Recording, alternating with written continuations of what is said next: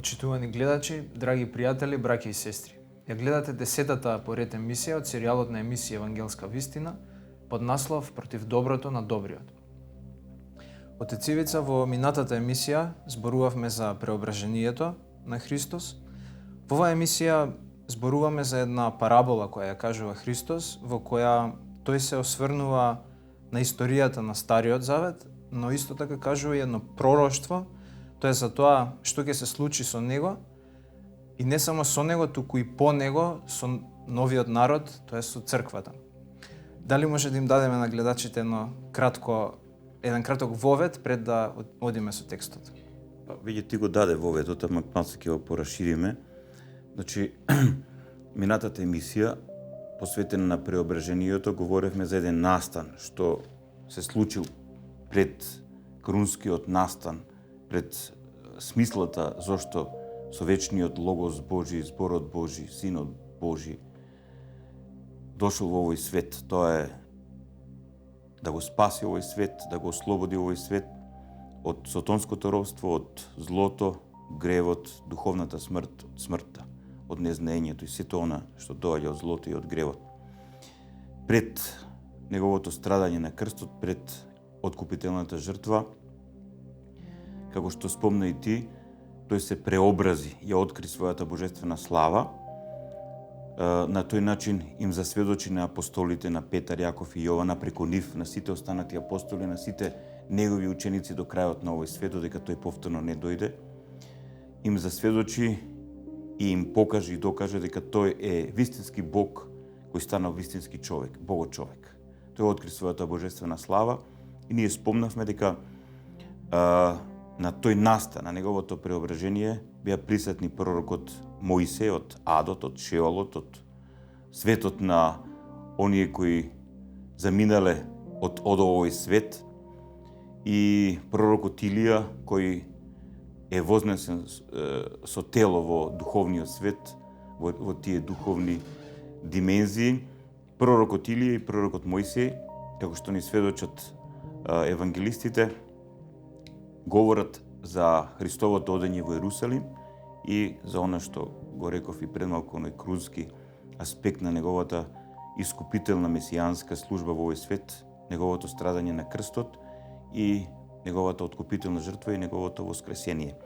Сега, ние денеска оваа парабола која треба да се обидеме да објасниме, е всушност ставена во еден контекст откако Христос, Месијата, свечено влегува во Ерусалим.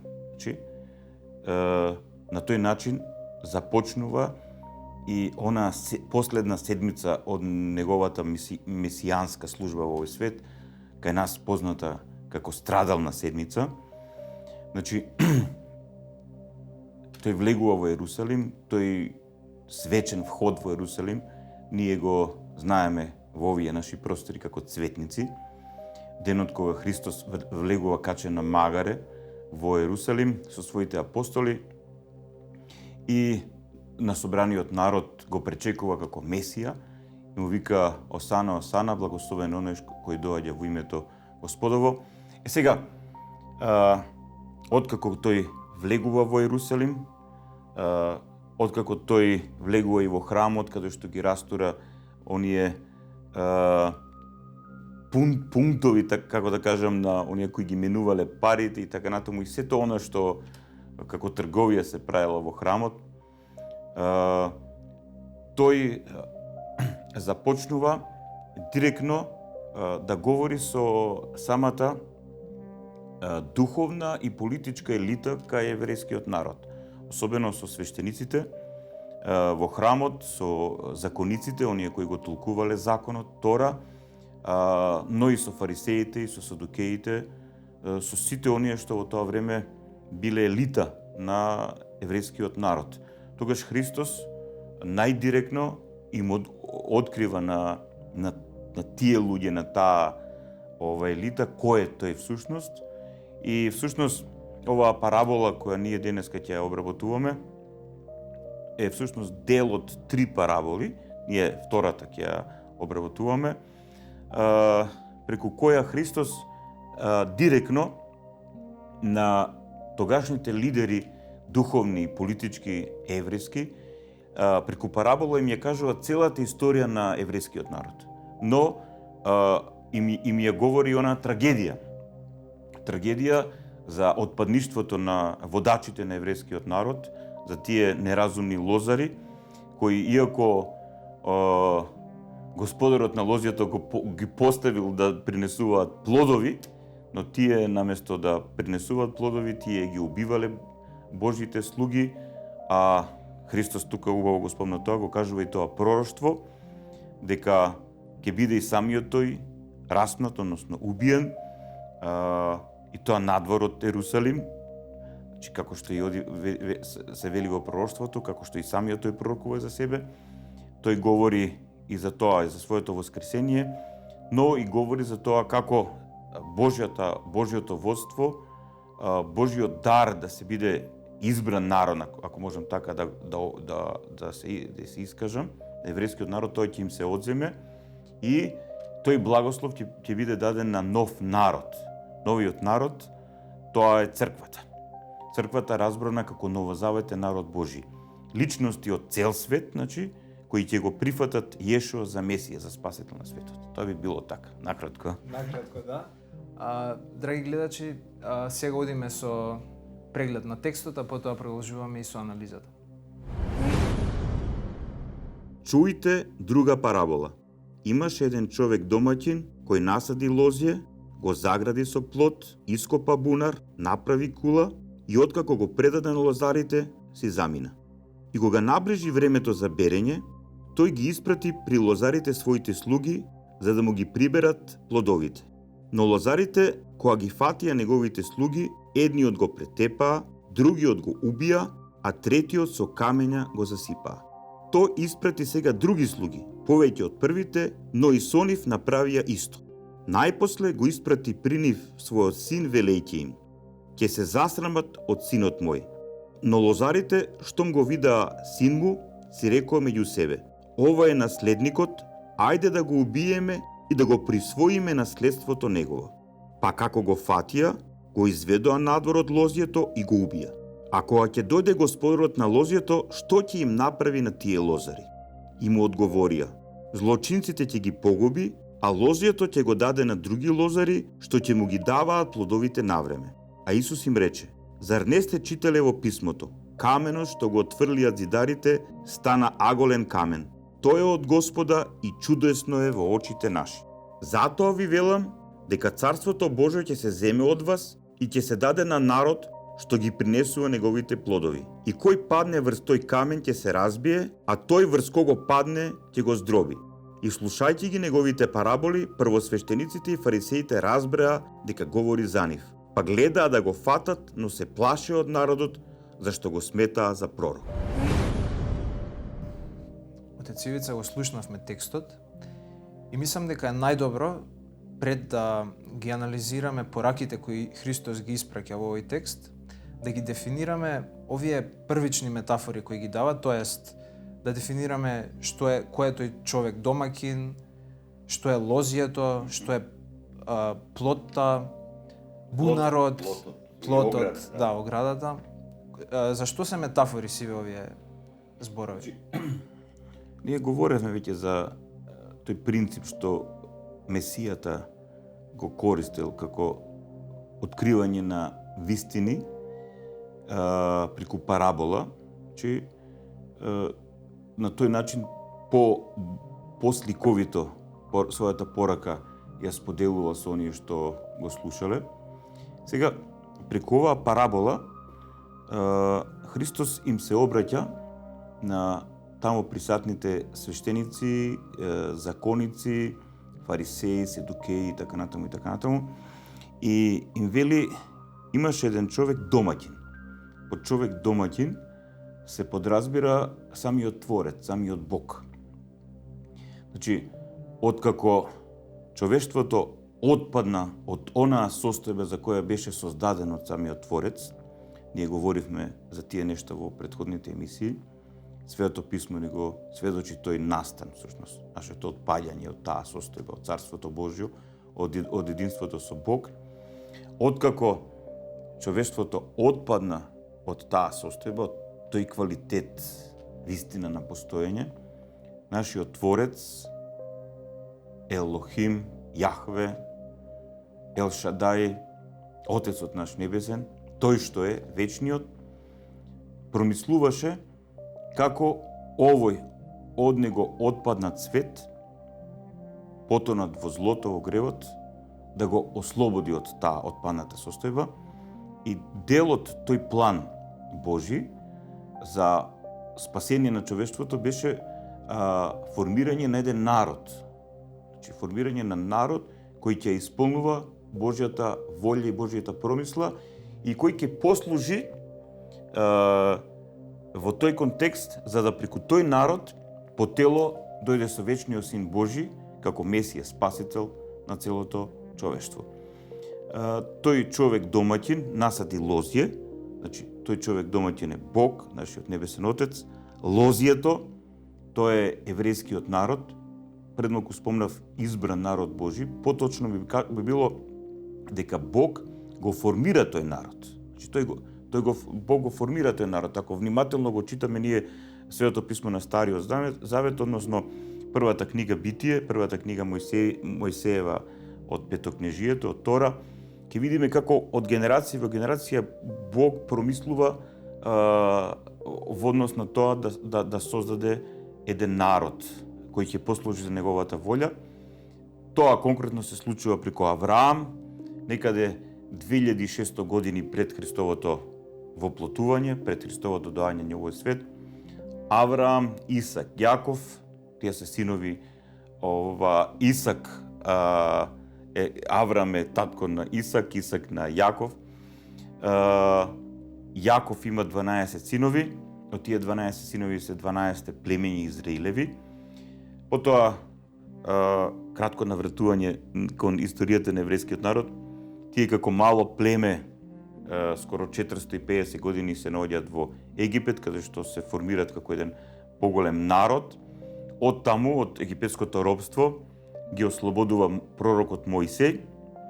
И сега, во времето на пророкот Мојсеј, во тој период од 40 години, кога тие од Египет требале да дојдат во ветената земја, Бог, Јахве, тој што е вечниот, стапува во сојуз, во договор со старозаветниот народ Божи преку Мојсеј и таму се востановува законот или Тора, врвот на законот или Тората, се 10 Божи заповеди.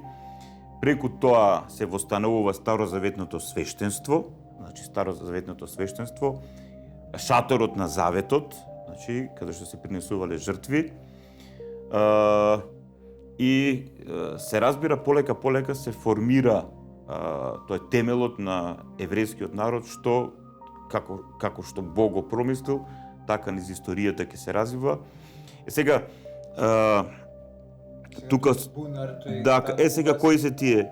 Значи го загради со плот. Плот, за да биде појасно на нашите гледачи, плот е ограда направена од дрва. Значи не со тараби, него плетени дрва, тоа е плот.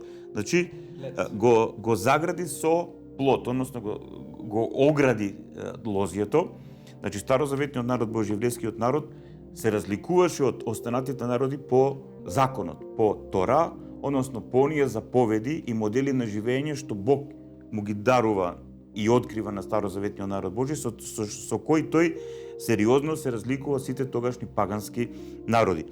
Потоа искупа бунар, тоа е според отците на црквата жртвеникот, значи секојдневната жртва и пасхалната жртва, значи тој закон на принесување на жртви. Направи кула, во почеток тоа е шаторот на заветот, се до времето на Давид, особено во времето на Соломон, кога се гради храмот Бекта Мигдаш, значи тоа е негде 960 година пред Христос, значи тоа е храмот. И сега и на крај Христос вели и сето тоа, и лозјето, и плотот, и бунарот, и кулата ги предаде на лозарите. Кои се сеа лозарите, многу е битно да се објасни. Значи, првин лозарите се старозаветното свештенство, тие имале огромна одговорност во пренесување на Божјата порака, пренесување на Тора, на законот, пренесување на сето тоа што Бог го открил, почитување на заповедите Господови. Особено тука се битни закониците, тие што го толкувале законот и кои требало да го учат на народот, и потоа се разбира од свештениците, закониците. Тука со текот на времето се развиваат и фарисеите, садукеите, рабините и така натаму, кои требале да се грижат за еврејскиот народ. Но ние гледаме дека многу често, тоа ни го потврдува историјата на еврејскиот народ, тие што од Бога биле овластени да се грижат за лозјето, тие многу често покажувале сериозна негрижа кон лозјето.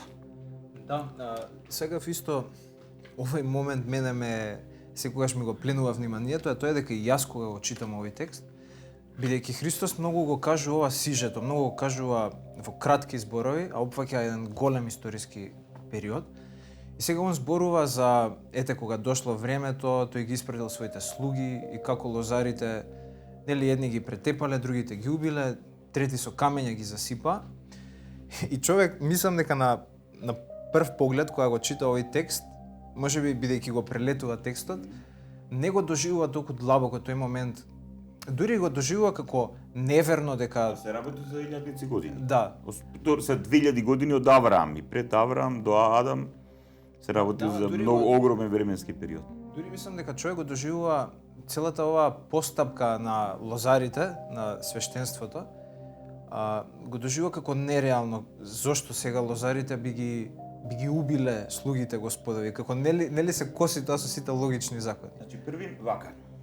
Мислам дека ако историјата ја растегнеме и ако ја изанализираме добро, тоа е многу, всушност тоа е токму тоа што се случува. И е многу логично, и таа пројава на злото кај луѓето е многу впечатлива. Првин, добре што имаме оваа илустрација тука. Значи првин Христос овим го говори на свештениците, закониците, фарисеите, садукеите, односно на луѓе кои се сериозно образовани. Значи тие наизуст ја познавале Тора и пророштвата на пророците, на Бим, на еврејски, на Вим.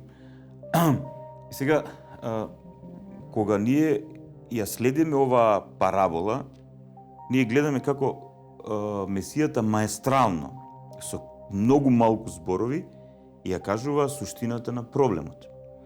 А суштината на проблемот се состои во тоа што, иако некој може би да биде сведок на некои надприродни откривања, односно Божји откривање, нешто што е над мојта на човекот, кога Бог интервенира, за сите тие нешта биле засведочени евреите, еврејскиот народ, тие читале за сите тие нешто што се случувале во следните генерации, и особено свештениците, лозарите во дадениот контекст, закониците и така натаму, требале да се грижат народот да биде верен на Тора.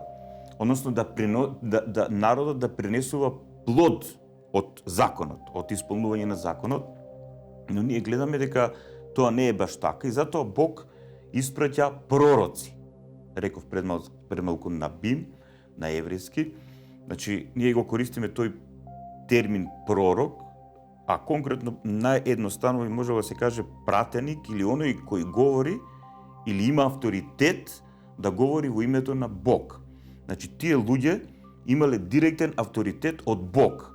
Значи, не сега преку Мојсеевото старозаветно свештенство, преку Аарон, левитите и така натаму, туку еден директен контакт меѓу Бог и пророкот. Пред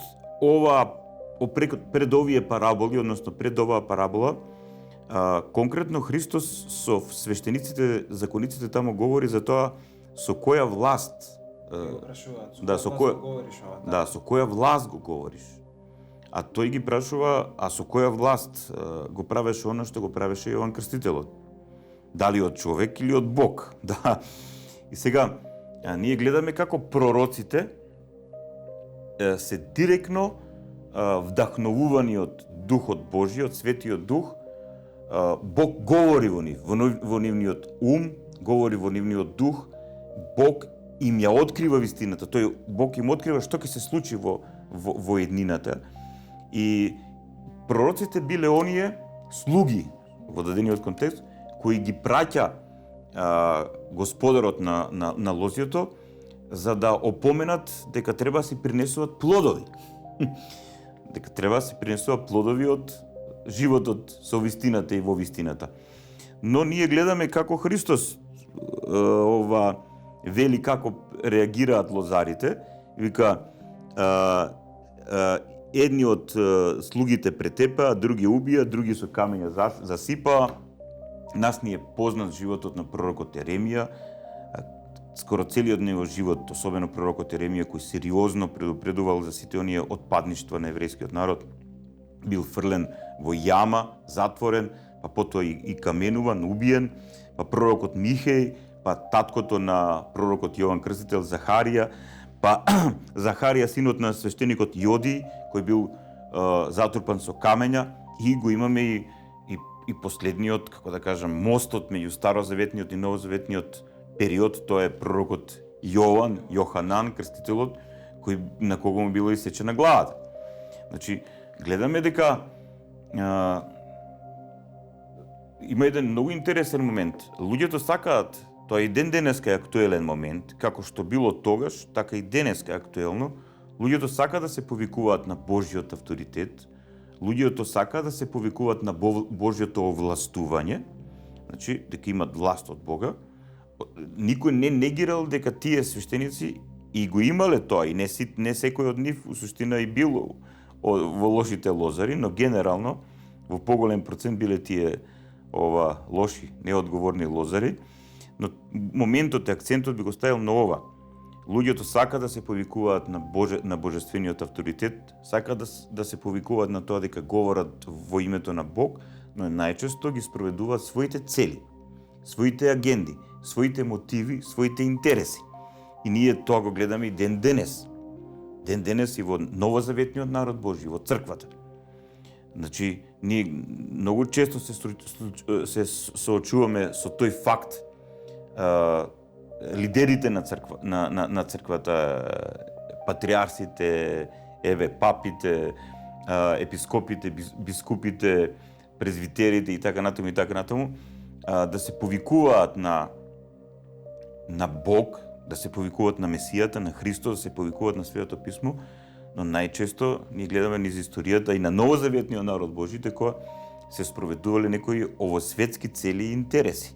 За жал, тоа е така. Но ќе видиме по ова, објаснувајќи го понатамашниот дел од текстот, што Христос и која е неговата промисла и што ни открива како сериозна порака. Да, Христос вели да испрати, всушност, Бог испраќа прва група на негови слуги и со нив постапуваат како што постапуваат, потоа вика пак испраќа своји слуги и повторно исто постапуваат, за на крајот да го испрати Бог и својот син. И тука Бог зборува за Христос, нели? Тоест Христос самиот се говори за себе. Значи во Светото писмо на Стариот Завет ги имаме посебно тие пророчки книги, книгите на пророците, значи и самиот Мојсе всушност влегува во тој контекст, но сепак имаме тие Навим, книгите на пророците. И убаво е оние кои сакат посериозно да се запознаат со ова што ние го говориме, да прочитат некои од пророчките книги за да се соочат со тој факт и со таа вистина за тоа како Бог директно ги овластува тие луѓе, значи директно ги повикува и ги извлекува од целото тоа корумпирано милје и така натаму, и тие добиваат многу сериозна задача во една таква духовно корумпирана состојба да бидат глас на совест, глас на вистина, глас Божи. И тоа е многу одговорна работа и кога ги читаме книгите на пророците ќе видиме кој сериозен подвиг тие го имале во себе си. Тој пророчки подвиг да се сведочи вистината во овој отпаднат, корумпиран, огревовен, острастен обесмислен свет. Знаеш што ме интересира? Мислам, сигурно тоа ги интересира и нашите гледачи. Како може, свештенството кое се повикува на Бог, како што рече и ти, како може во себе си да ги содржи двата пола, тоест полот на Божиот идеал и полот на идеалот на злото, тоест како они се повикуваат истовремено на Бога, а истовремено Божите луѓе кои сигурно тие ги доживувале како Божји пратеници, па и самиот Христос кој немал никаква вина во себе си и тој секогаш, мислам, лудо е да се замисли еден таков човек да биде предаден за да се распне. Како тие можеле во себе си да пронајдат таков капацитет за зло, за да го сторат сето тоа што го стори? И со пророците, и со Христос. Значи, тука отвараме на тема на една психолошка тема, всушност. Психологијата на паднатиот човек. Многу е битен мотивот. Значи, многу е битен мотивот зашто нешто се прави.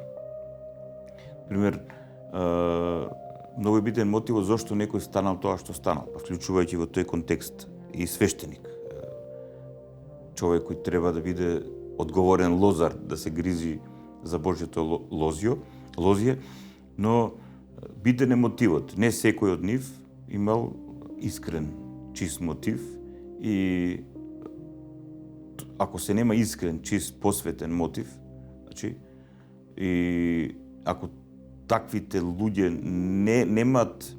немаат расчистено со својата совест, тогаш многу често паднатата природа, озлобената природа, егоизмот, проблематичните мотиви, цели и така натаму, преовладуваат во умот, ја потиснуваат совеста и наместо да му служиме на Бог, ние се повикуваме на Божиот авторитет за исполнување на своји некои цели, агенди, интереси и така натаму. И затоа многу интересно Христос прекрасно тоа го објаснува кога тој вели најпосто ќе го испрати при нив својот син, велеј ќе се засрамат од мојот син.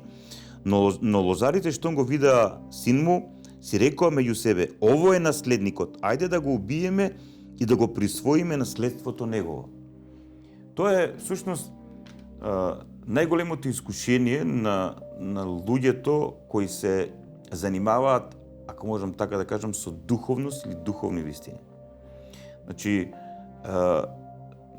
сите ние тука во овој свет паѓаме во разни искушенија, значи некакви страсти не водат, вакви или онакви, но особено кога човек ќе влезе во духовност, во вера, во духовни вистини и така натаму, тогаш тој може да потисне некои страсти видливи, може да не биде пијаница, да не биде блудник, да не биде наркоман, не знам тамо што, дури да биде подвижник, да биде аскет и така натаму, но во себе си да негува едно многу сериозно патолошко его. Да самиот да се умислува дека тој е, тоа неговото его, дека тој има таа моќ да биде како Бог, или да го засенува, или да се наметнува во името на Бога пред другите луѓе. Тоа е таа стапица сотонска. Тоа е директно искушение сотонско.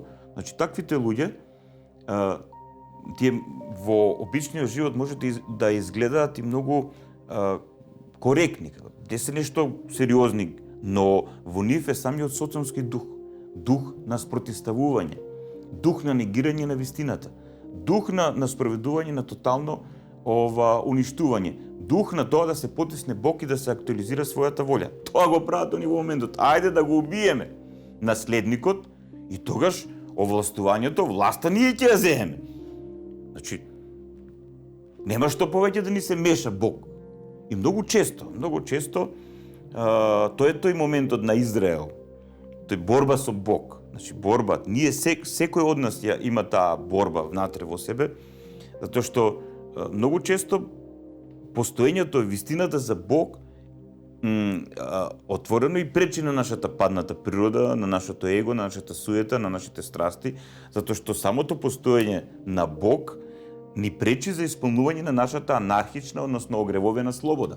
Односно исполнување на нашите желби кои се темелат на таа проблематична анархична слобода.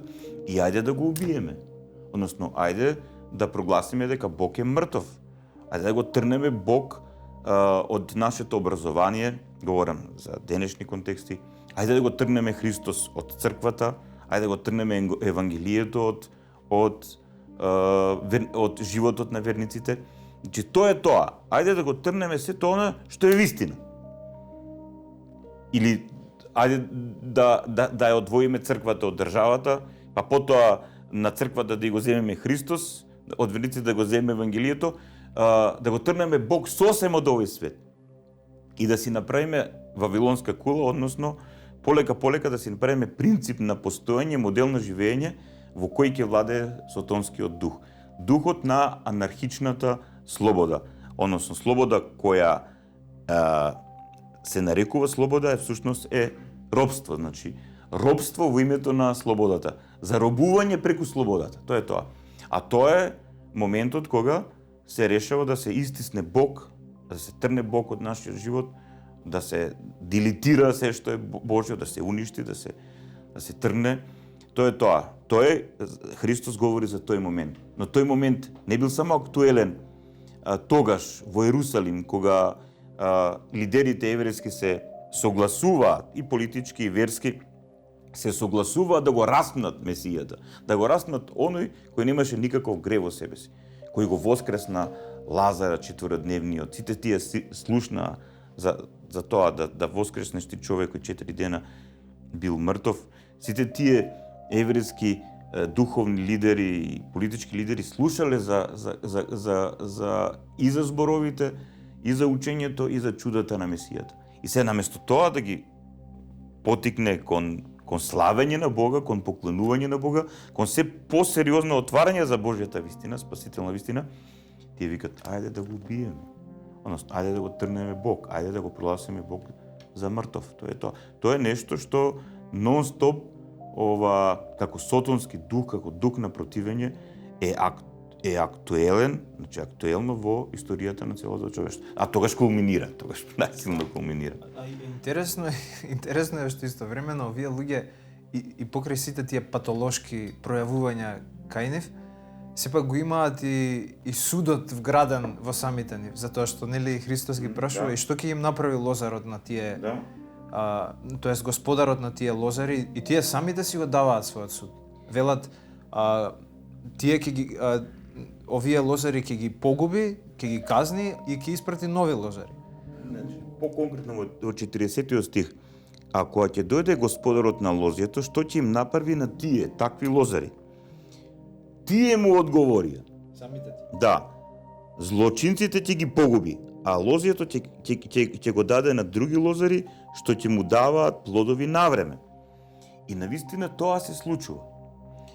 Има и тука еден многу во 39 стих, кога Христос дури кажува за својата смрт на крстот, дека таа ќе биде извршена надвор од ѕидовите на Ерусалим, на Голгота, и потоа се води овој разговор со свештениците, и кај што они велат злочинците ќе ги погуби, а лозето ќе го даде на други лозари. Што се случува? Тоа е пове пророштво. Значи, самите тие кажале огромна вистина.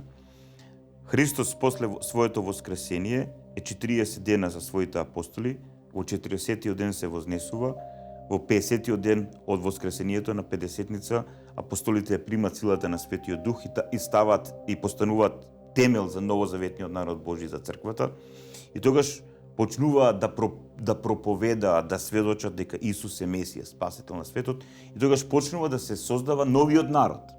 Значи, тука баш се користи прекрасен термин народ, значи нов народ.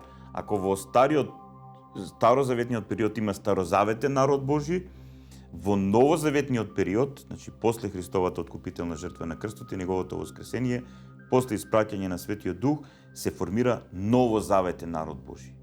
Новозаветен народ Божи, кој сега нема да биде сочинет од еден народ, туку ќе биде сочинет од личности од сите народи, рековме пред малку, кои ќе го прифатат Јешуа за Месија, односно за Христос, за Спасител и учител на целото човештво, како врата преку која се излегува од паднатоста и се влегува во вистинската од Бога благословена состојба на постоење. И потоа тие велат и ќе го лозито ќе го дадат на други лозари. Христос преку апостолите го востановува новозаветното свештенство. Новозаветното свештенство преку апостолите во силата на Светиот Дух се поставуваат темелите на новозаветното свештенство. Апостолите ракоположуваат во силата на Светиот Дух епископите, презвитери и ѓакони, така полека и полека се формира новозаветното свештенство, односно новозаветните лозари, кои сега треба да бидат одговорни за новозаветниот народ Божи и да се грижат новозаветниот народ Божи да принесува плодови. Сега, и ова злочинците ќе ги погуби, набргу по Христовото страдање на крстот, избива една буна кај еврејскиот народ против римјаните. Ние гледаме како сето тоа завршува трагично и за евреите, тие се распрснати по целиот свет тогаш, и завршува трагично во тој контекст што римјаните преку Тит и Веспезијан го рушат Ерусалимскиот храм и тогаш веќе нема плод, нема бунар, нема кула. И укинато е старозаветното свештенство, значи кај еврејскиот народ веќе нема старозаветно свештенство, веќе старозаветното свештенство е укинато и секојдневната жртва во храмот е укината, пасхалната и така. Зошто? Затоа што е исполнета. Затоа што особено пасхалната жртва е праслика, символ на Месијата. Тоа е тоа. Сето тоа се исполнува. Да, ова сето ова што го објасни отец, го кажуваат самите фарисеи, но сакам да го потенцираме ова што им го вели Христос, тоест потврдата што им ја дава, а тој им вели: зар никогаш не сте читале во писмата? Каменот што го отфрлиат зидарите стана камен темелник. Тој од Господ и чудесно е во нашите очи. Да, тој зборува за себе си. Да, тој говори за себе си преку едно пророштво во 117-тиот псалм. Тој вели: зар не сте читале во писмата, каменот што го отфрлиат зидарите стана крај аголен камен или аголен камен.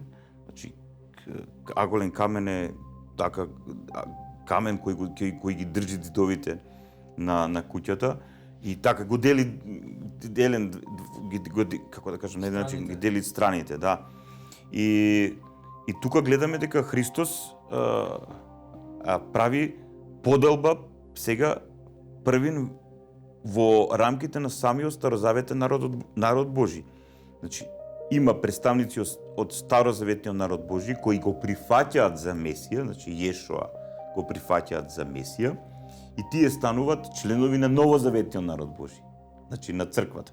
Но остануваат луѓе кои не го прифаќаат Јешуа за Месија и тие остануваат понатаму во очекување на Месијата. И со текот на времето, во овој 2000 годишен период од Христовото доаѓање до неговото второ доаѓање, ќе видиме уште колку време ќе има. Евреите си направиле разни толкувања и така натаму околу Месијата. Ако тогаш имале многу толкувања, сега уште повеќе, но тоа е една друга тема. Исто сакам да го потенцираме тоа дека ние целиот текст всушност зборуваме, го имаме тој момент дека да, Христос им говори за лозарите и дека лозарите ги представуваат фарисеите, но во наредниот стих свештениците, закониците, потоа фарисеите, ние го објаснуваме тоа во претходните емисии. Фарисеите и садукеите се еден вид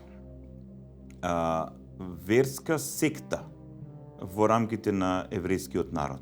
Значи, официјалната власт имале свештениците. Фарисеите се еден вид како имало фарисеи, садукеи и есени. Значи, тоа се три правци, поточно кажано, во тогашниот јудаизам, кои имале свое толкување на Тора и на пророците. И на еден начин Тора, односно законот, ја разбирале садукеите, на друг начин фарисеите, на друг начин есените и така натаму, или зилотите. Зилотите се повеќе на политичко религиозно движење во рамките на еврејскиот народ, но власта ја имале свештениците и закониците. Но сакав да кажам дека во наредниот стих Христос им кажува многу децидно дека се работи за нив, всушност. Да. И тој им вели, затоа ви велам дека Царството Божие ќе биде земено од вас и ќе се даде на народ што ги принесува неговите плодови. И овој следниот пак стих е многу звучен. И Христо, нели, бидејќи претходно го спомнува тоа од Псалмот дека каменот што го отфрлиат зидарите, да, стана аголен камен. И вели, и кој падне врз тој камен ќе се разбие, а врз кого тој ќе падне ќе го здроби. Да. Значи, денес многумина од христијаните се обидуваат да формираат некаква по себе си субјективна, крајно сентиментална представа за Месијата, за Исус. Значи, нешто така лигаво, сентиментално и така натаму, нешто цело време, нешто љубов, ова, не. Добро, тоа е се окей, но вистинската љубов не може да биде надвор од вистината. Е строга. Е праведна и милостива во исто време, но и праведна во исто време, но и е вистинска во исто време. И Христос им вели, Царството Божие, односно благословот Божи, во дадениот контекст тоа е благословот Божи или водството Божјо, што вие го имавте во тој период од Авраам до Јован Крстителот и така натаму, тоа водство Божјо ќе се одземе од вас и вие во очите на Бог нема да бидете онакви какви што бевте до моето доаѓање, затоа што еврејскиот народ, ако може наедноставно да се каже, целта на Стариот Завет или на Старозаветниот период е, целта на еврејскиот народ е да се сведочи вистината за едниот вистински Бог и за Тора, за законот негов, но целта е и да дојде Месијата. Пророштвата на пророците се конкретно наведени кон тоа дека треба да дојде Месијата и тие ги кажуваат пророштвата преку кои требало да се препознае вистинскиот Месија. Месијата се раѓа од Дева Марија, која е плод на еврејскиот народ. Да, најчистиот плод на еврејскиот народ и преку таа пречиста девојка со вечниот збор Божи, логосот Божи, ја прима својата човечка природа преку Светиот Дух и станува вистински човек. Тој е плодот на еврејскиот народ. Но, сега Христос вели, Царството Божјо ќе се земе од вас и ќе се даде на народ што ќе ги принесува неговите плодови. Плодовите на Царството Божјо. Плодовите на Царството Божјо, кои се сега плодовите на Царството Божјо? Плодовите на Царството Божјо првин се покаянието, духовното будење, осознавањето на состојбата на паднатост, осознавањето на состојбата и вистината за тоа што е вистина и вистинска вредност во овој свет и вистината за тоа дека Бог нас не повикува за вечност, односно за неговото царство, за таа совршена состојба на постоење. И всушност најсериозен плод на Царството Божие е светоста, значи достигнување на светост. Зашто? Затоа што достигнувањето на светоста нас всушност целиот тој процес не подготвува за вечно постоење, затоа што вечното постоење не е некаква шега или така натаму, затоа што ние цело време и денеска кога говориме како христијани за вечен живот, колку ние веруваме во тоа, или можеби веруваме, али немаме некаква сериозна представа за тоа. И затоа Христос го кажува и на крај ова, и врз кој ќе падне тој камен, ќе го разбие, а кој падне врз тој камен ќе се разбие, значи кој ќе се сопне, а многумина се сопнале, се соблазниле од Јешо, од Исус, од Евангелието, неговата вистина, и тие се разбиле, значи кој се сопнеш од камен, кој ќе паднеш и така натаму, тие се разбиле, доживеале сериозно духовен броделом во својот живот, а тој врз кого ќе падне, ќе го здроби. Значи ние гледаме како и самиот Христос учествува сега во историјата на новозаветниот народ Божи и како тој знае да биде праведен и да биде оној што дели со мечот на правдата. Тоа е веќе исто така многу сериозна тема на историјата на новозаветниот народ Божи. И веќе всушност последните стихови, да, бидејќи веќе сме на крајот на емисијата, мислам дека треба да направиме еден само краток вовед за следната емисија. Ова е многу битен момент, затоа што овој 46 стих ќе не воведе во следната емисија и во последната емисија, уште две емисии остануваат од евангелска вистина, па гледаа да го фатат, но се плаше од народот. Се уште Христос имал сериозен авторитет кај народот го почитувал, го прифаќал, особено по неговото торжествено легување во Ерусалим и сето тоа што тој го направил, особено и по воскресението на Лазар, но тогаш гледаа да го фатат, односно се почнува да се исполнува оно што Христос го пророкува за самиот себе си, дека ќе страда во Ерусалим и дека победата над злото, победата над сотонското робство, победата над гревот, победата на сета паднатост ќе се изврши преку неговото страдање на крстот, преку страдање, преку љубовна жртва за откупување на целото човештво. Тоа ќе биде и всушност наредната емисија. Отец Ивица, ти благодарам за ова објаснување. Па остатокот, тоест продолжението од оваа тема ќе го обработиме во следната емисија. Благодарам, брат Ветран, и се надевам дека и овој пат успеавме и оваа парабола да ја објасниме и ќе ги поттикнам нашите гледачи да го прочитат целиот овој контекст, значи од Евангелието според Матеј, тоа е 20-та, 21-та, конкретно оваа парабола е 21-та глава од 33 до 46 стих.